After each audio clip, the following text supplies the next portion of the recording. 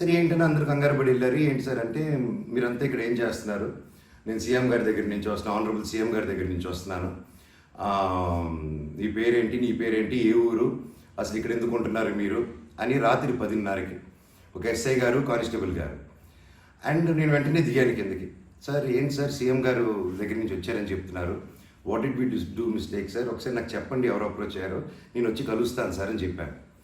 లేదు లేదు సీఎం గారు లేదు, నేను ఆయన బందోబస్తు ఫినిష్ చేసుకుని వచ్చాను అని చెప్పి ఆయన మాట మార్చారు. ఓకే సార్ అంటే మేము దాదాపు ఒక 10-15 మంది ఉన్నామండి ఇక్కడ రిసార్ట్లో, ఒక 3 ఇల్లు తీసుకుని ఉన్నాం.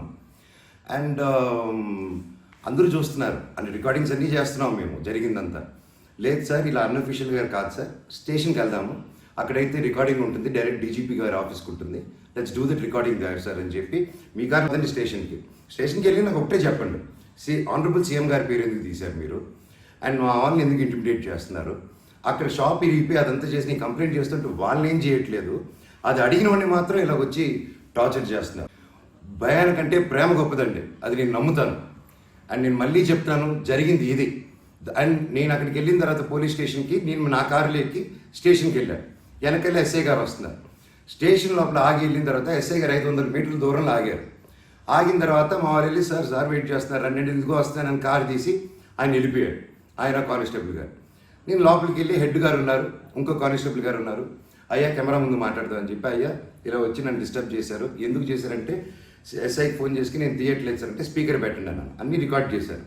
అండ్ అఫీషియల్ ఆ కెమెరా ముందే మాట్లాడుకున్నాం. దయచేసి పోలీస్ స్టేషన్లో జరిగిన రికార్డింగ్స్ కుదిరితే చూడండి, మీరు తెప్పించుకొని ఏం జరిగిందో. ఇదండి జరిగింది. అండ్ ఎస్ఐ గారు రాలేదు, ఎవరు రాలేదు, నేను ఎక్కడే వెయిట్ చేస్తున్నాను.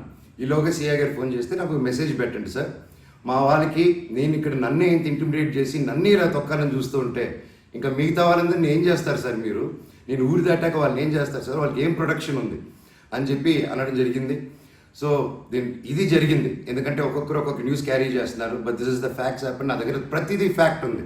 నన్ను తప్పు అయితే నా షర్ట్ పట్టుకుని వరే మనోజ్ నువ్వు తప్పురా అని అడగండి మీరు, I'm ready for that. But దీంట్లో ఈ జరిగిన దీంట్లో ఏది నాది ఒక తప్పు లేదు. అండ్ ఈరోజు కూడా I'm going to meet SP గారు ఈరోజు 5 గంటలకి. ఆయన కలిసి ప్రతి ఒక్క ప్రూఫ్ ప్రతిదీ నా దగ్గర ఉండేది వెళ్ళి తీసుకెళ్ళి చూపించి సార్కి సబ్మిట్ చేయాలనుకుంటున్నాను. థ్యాంక్ యూ సో మచ్ అండి. జై హింద్.